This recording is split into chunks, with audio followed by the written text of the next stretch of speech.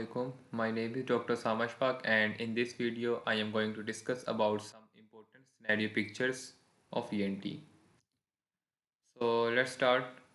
So यहाँ पे आप क्या देख सकते हैं कि this is the palatine tonsil, this is the uvula.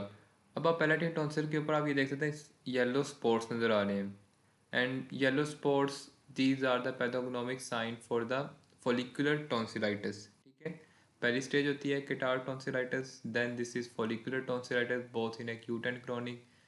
मतलब infection has spread to the crypts only involving the crypts, जिसमें क्या होता है कि जो चीज़ी मटेरियल है ना तो वो क्रिप्स में जमा होता है और आपको उसकी जो क्रिप्स की ओपनिंग है ना वहाँ पे आपको नज़र आता है in the form of yellow sports. तो ये क्या है, फॉलिकुलर टॉन्सिलाइटिस। ठीक है, इसके बाद क्या होता है, मेम्ब्रेनस टॉन्सिलाइटिस आता है जिसमें पूरा जो चीज़ी मटेरियल है ना ये कोएल्स करता है, मतलब आपस में एक दूसरे के साथ मिल जाता है और एक पूरी मेम्ब्रेन बन जाती है। यहाँ पे आप क्या देख सकते हैं, this is the congested tympanic membrane. Normally tympanic membrane का कलर क्या होता है, पर्ली वाइट कलर होता है, लेकिन यहाँ पे टिम्पैनिक मेम्ब्रेन कंजेस्टेड है, पूरी रेडिश अपीयरेंस आ रही है। इसके अलावा बल्जिंग है, टिम्पैनिक मेम्ब्रेन बल्जिंग आउटवर्ड है और यहाँ पे जो कॉन ऑफ लाइट है वो भी एब्सेंट है। ये क्या है, ओरल पॉलिप। ठीक है, oral polyp is a non-neoplastic mass due to edema of the mucosa. This is the adenoid phase. अब एडिनोइड फेस के क्या फीचर्स हैं, काफ़ी कॉमन है। एडिनोइड फेस किस में आता है, उन बच्चों में आता है जिनमें एडिनोइड हाइपरट्रोफी होती है, रेस्पिरेटरी ऑब्स्ट्रक्शन होती है, तो वो मुंह के ज़रिए सांस लेते हैं। तो इनकी नॉर्मल जो अपीयरेंस है वो डल फेस होता है। ठीक है, जो नोज़ है वो पिंच नोज होता है, पिंच्ड नोज होता है due to atrophy of the nasal ala. ठीक है, hitched up appearance of the lip, क्योंकि लिप उनका हर वक्त ओपन रहता है तो इसकी अपीयरेंस जो होती है वो ऐसी रहती है, इसको कहते हैं हिच्ड लिप। जो टीथ है ना यहाँ पे वो उनकी क्राउडिंग हो जाती है, क्राउडिंग ऑफ द लिप्स। अंदर जो हार्ट पैलेट है वो हाईली आर्च्ड हो जाता है। अब जो पैलेट की जब हाईली आर्च्ड होगा वो, उसकी वजह से क्या होता है कि जो सिमिट्री होती है ना नेजल सेप्टम की वो लॉस हो जाती है, तो डीएनएस होने के चांसेस इंक्रीज हो जाती हैं। So these are some signs of adenoid facies. यहाँ पे नॉर्मल स्ट्रक्चर्स को लेबल किया गया है। डी पे क्या है, यूबुला। ए पे क्या है, palatoglossus. Palatoglossus is form by the muscle. Palatoglossus है जो क्या बना रहा है, एंटीरियर टॉन्सिलर पिलर। ठीक है, A is the anterior tonsillar pillar form by palatoglossus muscle and this is the posterior tonsillar pillar formed by palatopharyngeus muscle and this C is the palatine tonsil. यहाँ पे आपको क्या नज़र आ रहा है, anterior caudal dislocation of the nasal septum. ठीक है, ये है anterior caudal dislocation. Multiple types होती हैं एंड डीएनएस की, उसमें से मोस्ट कॉमन है एंटीरियर कॉर्डल डिसलोकेशन। तो यहाँ पे आप क्या देख रहे हैं, यह है टिम्पैनिक मेम्ब्रेन जो कि यहाँ पे नॉर्मल है, लेकिन ये इसका है attic portion.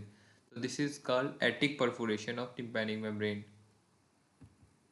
This is the large aural polyp या लार्ज ईयर पॉलिप।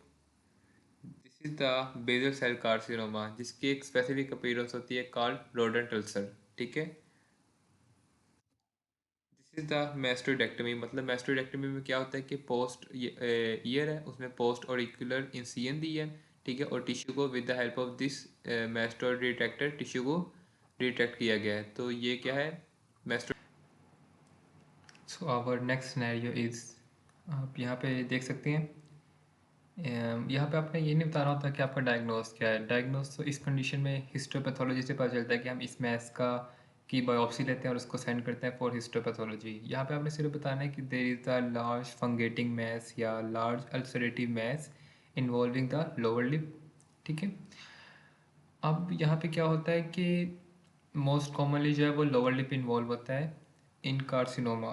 ठीक है, कि कार्सिनोमा की बात करें हम, क्यों, क्योंकि यहाँ पे अगर आप देखें कि जब सन की रेज है ना वो डायरेक्टली जो है वो इस लिप पे नहीं पड़ती, क्योंकि इसका जो अपर बॉर्डर है ना वो इसको कैप करके रखता है, जिसकी वजह से जो अल्ट्रावायलेट रेडिएशंस है ना वो इसको डायरेक्टली एक्सपोज नहीं होती अपर लिप को, लेकिन जो सन रेज है वो डायरेक्टली किसके ऊपर फॉल करती है, on the lower lip. And lower lip और सन रेज जो है, exposure to the sun rays is the major risk factor for the development of squamous cell carcinoma. This is an audiogram. Audiogram के बारे में हम complete discussion करेंगे किसी और वीडियो में, ठीक है। Showing bone conduction and air conduction and bone conduction. अब यहाँ पे जो है आप देख सकते हैं कि 4000 हर्ट्ज, क्योंकि यहाँ पे फ्रीक्वेंसी होती है और यहाँ पे इंटेंसिटी होती है, downward increase intensity and this way increases the frequency. तो 4000 हर्ट्ज पे क्या हो रहा है कि मैक्सिमम हेयरिंग लॉस है, और this type of audiogram is seen in noise induced hearing loss, ठीक है, in which the hearing loss is maximum at an intensity of 4000 hertz. अगर 2000 हर्ट्ज पे होता, ठीक है, और उसमें बोन कंडक्शन में डिप होता, तो वो क्या होती है, कारहार्ट्स नोच date is seen in otosclerosis. यहाँ पे आप देख सकते हैं ग्रोमेट इंसर्शन है, ठीक है, मिरिंगोटमी हो सकती है, मतलब मिरिंगोटमी की हो और उसके बाद ग्रोमेट इंसर्शन किया हो। यहाँ पे आप देख सकते हैं कि टिम्पैनिक मेम्ब्रेन जो है वो रिट्रैक्टेड है, ठीक है, tympanic membrane is retracted, these are retraction pockets. यहाँ पे भी शायद ये रिट्रैक्शन पॉकेट है इन द एटिक और इट मे बी परफोरेशन, लेकिन मेन फाइंडिंग क्या है, यहाँ पे ग्रोमेट इंसर्शन है and these are the retraction pockets in the tympanic membrane. This is called kissing tonsillitis or parenchymatous tonsillitis or hypertrophied tonsillitis, ठीक है। This is the fourth stage of acute tonsillitis, मतलब first stage is the catarrh tonsillitis, the second stage is the follicular, the third is parenchymatous, और मतलब इसको ना कह लें कि कुछ कहते हैं कि थर्ड स्टेज पे पैरेन्काइमेटस होती है और कुछ कहते हैं कि थर्ड स्टेज पे मेम्ब्रेनस होती है। सो आप जो है ना, जब इन्फेक्शन जो है वो पैरेन्काइमा को इन्वॉल्व कर लेती है, जिसकी वजह से जो टॉन्सिल है उनकी हाइपरट्रॉफी हो जाती है, ठीक है। तो मेन थिंग क्या है कि आपको पता होना चाहिए कि पैरेन्काइमेटस होती क्या है, उसकी वजह से उसकी हाइपरट्रॉफी हो जाती है, और जब वो दोनों ग्रो करते हैं towards the mid line, they meet in the mid line and just seem like they are kissing each other. This is called hypertrophied tonsillitis causing complete respiratory obstruction. और क्रोनिकली कंडीशन में क्या होता है कि जब बार बार tonsillitis के attacks होते हैं तो it is followed by fibrosis and scarring, जिसकी वजह से क्या होता है कि टॉन्सिल का जो साइज है वो श्रिंक कर जाता है। दिस इज मैस्टोइड एब्सेस, किस साइड पे है, ये राइट साइड है, ये लेफ्ट साइड है। This is the left mastoid abscess, ठीक है। जब जब भी यहाँ पे स्पेलिंग होगी तो आपने उसको एब्सेस का नाम देना है। This is the left mastoid abscess pushing the ear downward and lateral, ठीक है, downward outward and lateral, outward lateral एक ही बात है वैसे। यहाँ पे आप देख सकते हैं इसकी क्या की गई है, एंटीरियर राइनोस्कोपी की गई है with the help of Thudichum nasal speculum. इस पे क्या नज़र आ रहा है, एक smooth greyish glistening mass having smooth surface, ठीक है, और ग्रे टू वाइट या ग्रे टू पेल कलर है इसका। अब इसका पेल कलर क्यों होता है, इसको डिफ्रेंशिएट अगर करना होता है हमने हाइपरट्रोफीड टर्बिनेट से, तो इससे ऐसे डिफ्रेंशिएट करते हैं कि जो हाइपरट्रोफीड टर्बिनेट होती है वो हाइपरीमिक होती है, जबकि इसका कलर क्या होता है, ग्रेइश वाइट और या पेल कलर होता है। और इसमें जो प्रोबिंग है वो पॉजिटिव होती है, जब आप प्रोब पास करते हो तो उसके ऑल अराउंड प्रोब पास कर जाता है। This is tympanic membrane. यहाँ पे अगर आप देखो माइल्ड कंजेशन आपको नज़र आ रही है बॉर्डर्स पे, ठीक है, माइल्ड कंजेशन नज़र आ रही है। और मेन थिंग क्या है, यहाँ पे आपको ये या तो ये परफोरेशन भी लग रही है या इवन ये रिट्रैक्शन भी लग रही है, लेकिन अगर देखा जाए तो ये मेनली परफोरेशन है, टिम्पैनिक में मेन परफोरेशन और इसके इरेगुलर मार्जिन है। अब होता क्या है कि अगर टिम्पैनिक में ब्रेन परफोरेशन हुई हो ड्यू टू ट्रोमा, लाइक बैरोट्रोमा हुआ हो या किसी ने स्लैब किया हो, उसकी वजह से जब sudden change in the pressure होता है ना ईयर, एक्सटर्नल ईयर में, तो वो प्रेशर पुट करता है ऑन द टिम्पैनिक मेम्ब्रेन, जिसकी वजह से परफोरेशन होती है, जिसको ट्रोमैटिक परफोरेशन कहते हैं। तो ये पॉइंट आपने याद रखेंगे, जब भी परफोरेशन के जो मार्जिन हैं वो इरेगुलर होते हैं, उसको कहते हैं वो होती है मोस्टली ड्यू टू ट्रॉमा। और अगर वो due to middle ear infection मतलब CSOM में हुई हो, तो उसमें क्या होता है कि एक्चुअली निक्रोसिस होता है, और जब निक्रोसिस होगा उसका तो क्या होगा कि क्लियर या कह लें कि फाइन मार्जिन्स बनते हैं, ठीक है, ऑफ द परफोरेशन। और दूसरा पॉइंट क्या होता है कि जब निक्रोसिस होगा तो वो टिम्पैनिक मेम्ब्रेन लॉस हो जाएगी, लेकिन अगर ट्रॉमा होता है तो क्या होता है कि जो ट्रोमेटिक जो परफोरेटेड पार्ट होता है ना, छोटा सा टैग होता है, वो इसके साथ आपको लगा हुआ नजर आता है on the otoscopic examination. This is the crook nose. ठीक है, क्रुक नोज में होता है क्या होता है कि डोर्सम ऑफ द नोज जो है वो स्ट्रेट लाइन में नहीं होता, तो आप ये देख सकते हैं ये स्ट्रेट लाइन में नहीं है, इन्वर्टेड सी सा नज़र आ रहा है आपको। यहाँ पे क्या है, यहाँ पे आपको जब इस तरह अगर देखें, ये मुंह अगर क्लोज है जिस तरह इसमें, तो आप कह सकते हैं कि it may be an ethmoidal polyp, क्योंकि एथमोइडल पॉलिप है वो एंटीरियरली ग्रो करता है और नोस्ट्रिल से बाहर आता है। लेकिन जब इसकी ओरल कैविटी को भी देखा गया और नेजोफेरिंक्स में देखा गया तो क्या नज़र आ रहा है, a large greyish mass hanging in the nasopharynx, और which is the sign of antrochoanal polyp. तो एंट्रोक्वाइनल पॉलिप जो है वो काफ़ी बड़ा हो चुका है कि वो एंटीरियरली भी ग्रो कर चुका है और बाहर नोस्ट्रिल से बाहर आ रहा है, और वो पोस्टीरियरली नेजोफेरिंक्स से भी हैंग कर रहा है।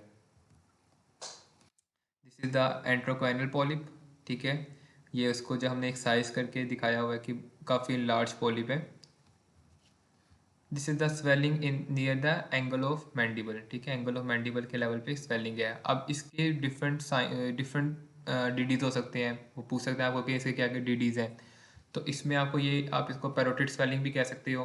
इसके अलावा यहाँ पे बिजोल्ड एब्सेस भी बनती है। इसके अलावा यहाँ पे लेटरल साइनस थ्रोम्बोफ्लेबाइटिस भी होता है, और इवन के सर्वाइकल लिम्फ एडिनोपैथी भी हो सकती है ये। ठीक है, तो डिफरेंट डीडीज हैं इसके, तो वो पूछ सकते हैं। This is the mastoid fistula.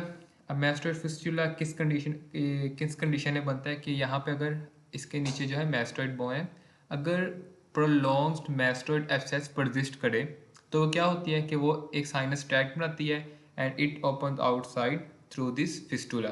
ठीक है, तो यहाँ पे आपको बाहर से पस नजर आती है, जब पस यहाँ से फॉल करती है। ठीक है, these are the nasal endoscopes of different sizes. This is the septal haematoma. This is the nasal septal haematoma.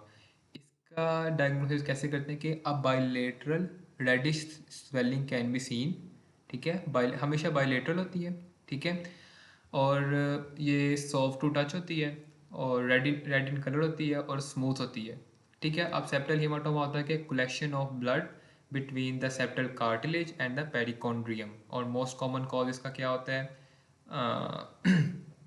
इसका मोस्ट कॉमन कॉज होता है ट्रॉमा। ठीक है, और फिर इसमें क्या करते हैं, इसकी इंटरवेंशन होती है कि इसमें इसकी एस्पायरेशन कर ली जाती है, लेकिन अगर इसमें इसको ठीक ना किया जाए तो इसकी ये कॉम्प्लिकेट कर जाती है by converting into septal abscess, जिस कंडीशन में इंसिजन और ड्रेनेज करना इंडिकेशन बन जाता है। This is the septal perforation. This is the nasal साइनिकी।